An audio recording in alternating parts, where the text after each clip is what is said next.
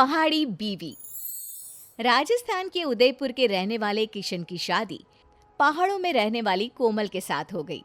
जहां कोमल को पहाड़ों में रहने की आदत थी, वहीं किशन को पहाड़ों पर जाने में डर लगता था।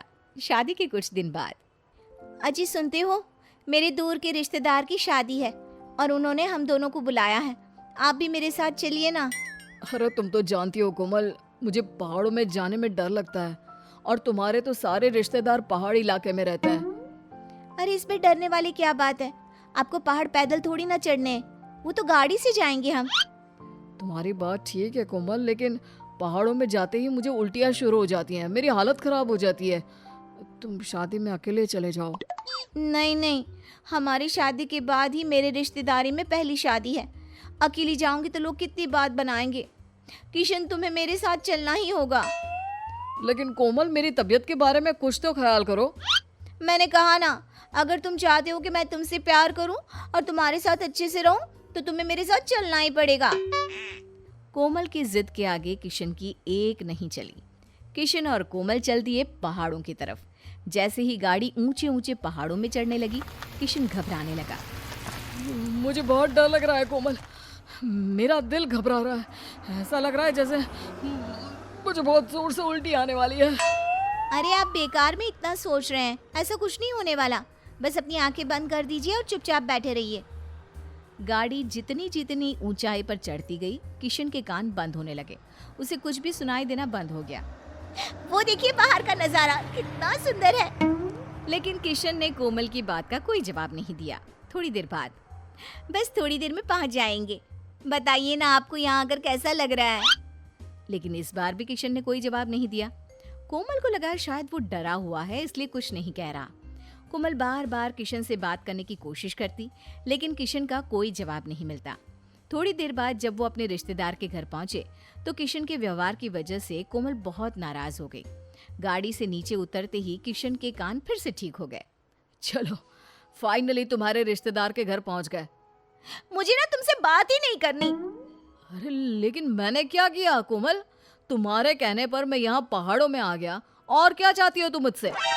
पूरे रास्ते मैं तुमसे बात कर रही थी, लेकिन तुमने मेरी किसी बात का जवाब नहीं दिया। अरे तुमने कब मुझसे कुछ कहा? मुझे तो कुछ सुनाई नहीं दिया।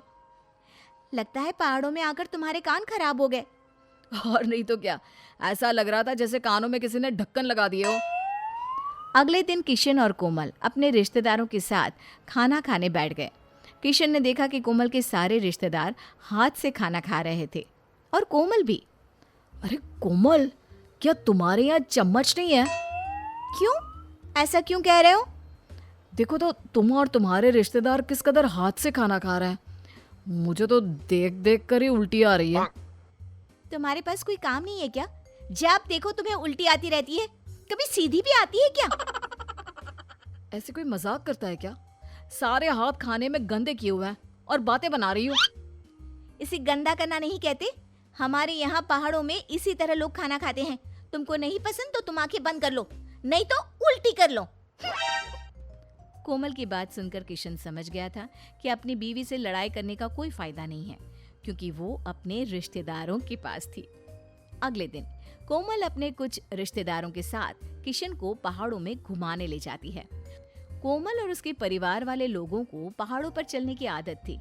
वो जल्दी जल्दी दौड़ दौड़ कर पहाड़ों पर चलते हैं। वहीं किशन की हालत खराब हो जाती है। अरे तुम लड़की हो या बिल्ली, ऐसे दौड़ दौड़ कर पहाड़ों पर चल रही हो? और तुम आदमी हो या चूहा, तुमसे इतना पहाड़ भी नहीं चढ़ा जा रहा। ये तो वही कहावत हो गई, खुदा पहाड़ निकला चूहा। हे भगवान, कैसी बीवी मिली है, बात बात पर मेरी खिल्ली उड़ाती है। और तुम अपने बारे में कुछ नहीं कहोगी? तुम्हें बात बात पर उल्टी आती है, उसका क्या? कुछ दिनों के बाद कोमल और किशन वापस अपने घर लौट आते हैं। लेकिन थोड़े ही दिनों बाद कोमल के रिश्तेदार उससे मिलने के लिए जयपुर आते हैं। कोमल और किशन का घर ऐसे इलाके में था जहां पर घर काफी पास पास बने हुए थे।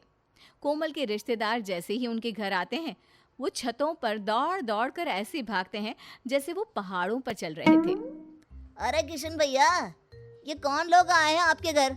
हमारी छतों पर दिन भर ऐसे भागते हैं जैसे ये छत नहीं माउंट एवरेस्ट हो।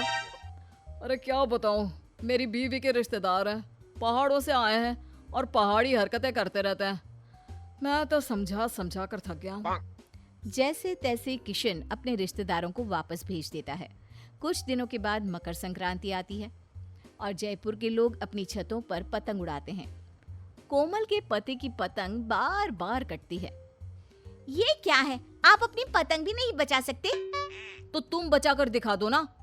तुम मुझे जानते नहीं, पहाड़ों की रानी हूँ मैं। एक से दूसरी छत पर छलांग लगाकर लपक कर तुम्हारी पतंग लेकर आऊंगी। और उसके बाद कोमल छत पर भाग भाग कर दूसरी छत पर जाकर पतंग लूट लूट कर ले आती है। अरे किशन भैया, आपकी बीवी है या बिल्ली? छतों पर ऐसे भाग रही है जैसे पीटी उषा मैदान में दौड़ लगाती है। ना ये बिल्ली है ना पीता, ये तो पहाड़ों की रानी है, पहाड़ों की रानी। पहाड़ी बीवी मिली है मुझे, कुछ तो काम करेगी ना।